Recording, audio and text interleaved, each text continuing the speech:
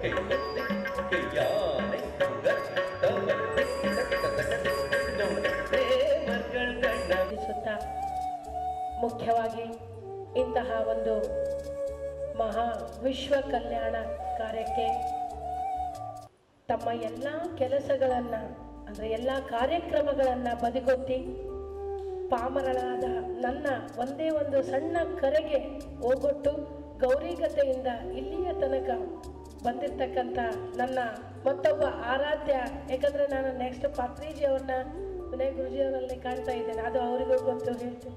ಅಂಥ ಮಹಾಗುರುಗಳು ಇವತ್ತು ಬಂದಿದ್ದಾರೆ. ಅವರಿಗೆ ನನ್ನ ಹೃತ್ಪೂರ್ವಕವಾದ ಅನಂತ ಕೋಟಿ ವಂದನೆಗಳನ್ನು ಸಲ್ಲಿಸ್ತಾ ಇದ್ದೇನೆ.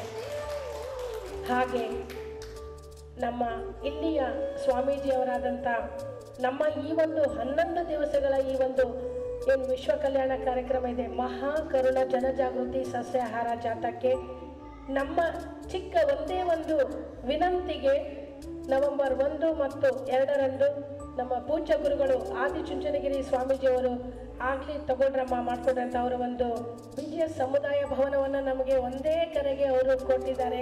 ಹಾಗೆ ಇಲ್ಲಿಗೆ ಆಗಮಿಸಿದ್ದಾರೆ ಕೂಡ, ಅವರಿಗೆ ನನ್ನ ಅನಂತ ಕೋಟಿ ವಂದನೆಗಳನ್ನು ಸಲ್ಲಿಸ್ತಾ ಇದ್ದೇನೆ. ಈ 4 ಕೋನದಲ್ಲಿ ಇಂದ್ರ, ರುದ್ರ, ಬ್ರಹ್ಮ ಮತ್ತು ವಿಷ್ಣು, ಈ ಮಧ್ಯದಲ್ಲಿ ಮಧ್ಯ ಬಿಂದು ನಿಲಯ ಶಿವ ಎನ್ನುವ ಶಕ್ತಿ ಅಲ್ವಾ. ಪತ್ರಿಜಿಗೆ ಅದನ್ನು ಹೋಲಿಸುವ, ಪತ್ರಿಜಿಯನ್ನೇ ಬೆಳಕನ್ನು ಕೊಡು.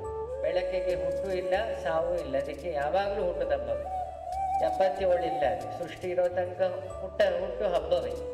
ನಮ್ಮನ್ನೆಲ್ಲ ಕೊಳಕಿಂದೆತ್ತಿ ಬೆಳಕು ಮಾಡಲಿಕ್ಕೆ ಈ PMC ತಂದಿಟ್ಟಿದ್ದಾರೆ. ಈ ಪಿರಮಿಡಿನ ಮೂಲ ಉದ್ದೇಶ ಏನು? ICU ಅಲ್ಲಿ ಹಾಕೋದು ಒಂದುಂಟು, ಸೀರಿಯಸ್ ಪೇಷಂಟನ್ನು ಅಲ್ವಾ, ಐಸೋಲೇಟ್ ಮಾಡಿ ಅವನನ್ನು ಸರಿ ಮಾಡು. ಈ ನಮ್ಮ ಜಗತ್ತಲ್ಲಿ ಅಜ್ಞಾನದ ಕಾಯಿಲೆ ಇರೋವನ್ನೆಲ್ಲ ಐಸೋಲೇಟ್ ಮಾಡಿ PMC ಪಿರಮಿಡ್ ಒಳಗೆ ಪತ್ರಿಕೆ ತಂದಿಡ್ತಾ ಇದ್ದಾರೆ. ಸಸ್ಯಾಹಾರ ಅಂತ ಅನ್ನೋದು ಅವು ಬಹಳ ಎಚ್ಚರಿಕೆಯ ನಮ್ಮ ಮನೋಗುಣವನ್ನೇ ಬದಲಾಯಿಸಬಲ್ಲದು. ಈ ಗುಣಗಳನ್ನು ಬದಲಾಯಿಸಿದರೆ ನಾವು ಅದರಂತೆ ನಾವು ಆಗ್ತೇವೆ. ಅದರಿಂದ ತಾಮಸಿಕವಾದ ಯಾವುದೇ ಆಹಾರ, ಪ್ರಾಣಿಜನ್ಯವಾದಂಥ ತಮೋಗುಣವುಳ್ಳುವಂಥ ಆ ಆಹಾರದಿಂದ ನಾವು ನಮ್ಮ ಶಕ್ತಿಯನ್ನು ಕಳ್ಕೊಂಡಿದ್ದೀವಿ, ನಿರ್ವೀರ್ಯರಾಗ್ತೀವಿ. ಮತ್ತು ಸನ್ಮಾನ ಸ್ವೀಕಾರ ಮಾಡ್ತಕ್ಕಂಥ ಒಂದು ಪದ್ಧತಿಯವರು ಅವರು ಯಾವಾಗಲೂ ಕೂಡ ಹೀಗೆ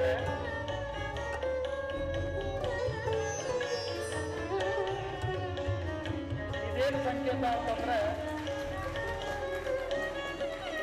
ಎಲ್ಲರಲ್ಲೂ ಕೂಡ ಇರುವುದು ಆತ್ಮನೇ. ಆತ್ಮನು ಸರ್ವವ್ಯಾಪಿ, ಸಮಾನ ಅಂತ ಹೇಳಿ ಒಂದು ಆತ್ಮಕ್ಕೆ ಇದು ಸನ್ಮಾನ, ಗೌರವಾರ್ಪಣೆ.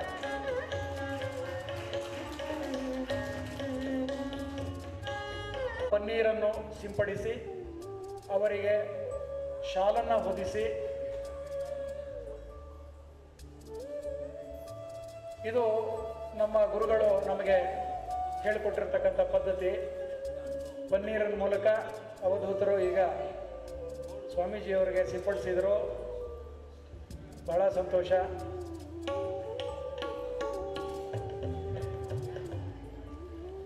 ನಮ್ಮ ಸಿಗ್ನೇಚರ್ ಟ್ಯೂನನ್ನು ಹಾಕಬೇಕು ಅಂತೇಳಿ ವಿನಂತಿ.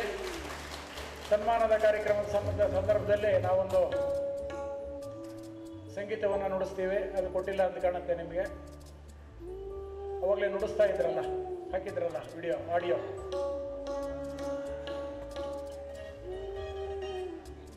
ನಮ್ಮ ಕೃತಜ್ಞತಾಪೂರ್ವಕ ಸನ್ಮಾನವನ್ನು ಕೃಪೆ ಮಾಡಿ ಸ್ವೀಕರಿಸಬೇಕು ಅಂತ ಹೇಳಿ ವಿನಂತಿ ಮಾಡ್ತೇನೆ. ಜೋರಾದ ಚಪ್ಪಾಳೆಯನ್ನು ಹೊಡೆಯೋದ್ರ ಮೂಲಕ ಸ್ವಾಮೀಜಿಗಳಿಗೆ ನಾವು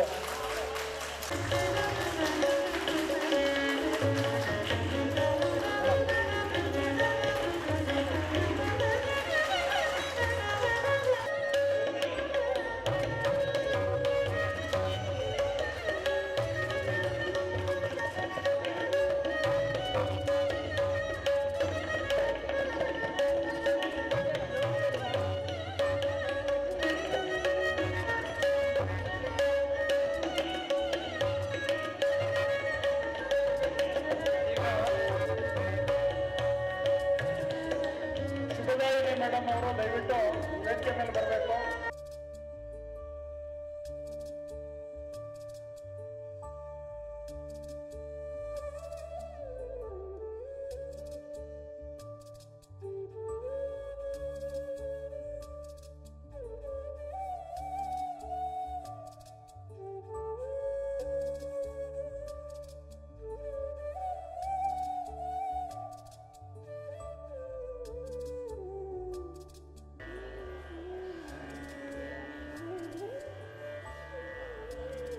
ಇದು ಭಾಗ್ಯ, ಇದು ಭಾಗ್ಯ, ಇದು ಭಾಗ್ಯವಯ್ಯ ಅಂತ ಹೇಳಿ ಹಾಡಿದರು ದಾಸರು.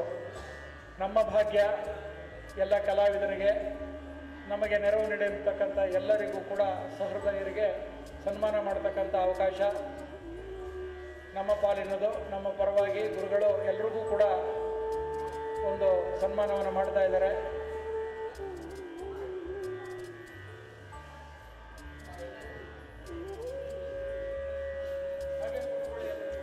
ನಮ್ಮ ಪತ್ರಿಜಿ ಗುರುಗಳಿಗೆ ಸಂಗೀತ ಮತ್ತು ನೃತ್ಯ ತುಂಬಾ ಇಷ್ಟಪಡ್ತಾ ಇದ್ರು. ನನ್ನ ಗುರುವಿನ ಜನ್ಮದಿನಕ್ಕೆ ಈ 4 ಜನ ಮಹಾತ್ಮನ ಪರವಾಗಿ ಎಲ್ಲರಿಗೂ, ತಮಗೆಲ್ಲ ಮಹಾತ್ಮರಿಗೆ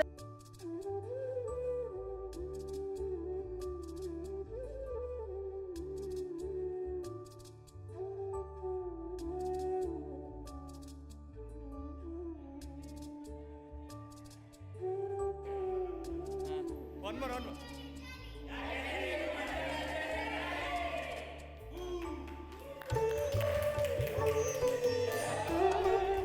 Cut ಮಾಡ್ಲಿರಪ್ಪ ಕೇಕ್ ಸೈಡ್ ಬನ್ನಿ.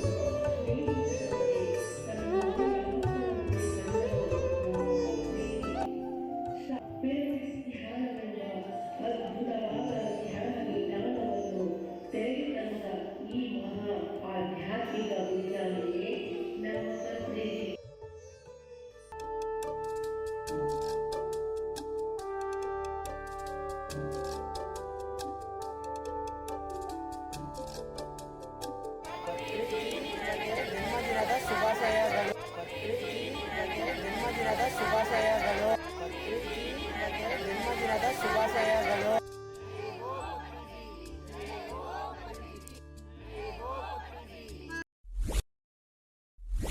Hi hi masters, Patriji vegetarian channel ನೋಡಿ, ಲೈಕ್ ಮಾಡಿ, ಶೇರ್ ಮಾಡಿ, ಸಬ್ಸ್ಕ್ರೈಬ್ ಮಾಡಿ ಹಾಗೂ ಮಾಡಿಸಿ ಬೆಲ್ ಬಟನ್ ಕ್ಲಿಕ್ ಮಾಡಿ. Thank you.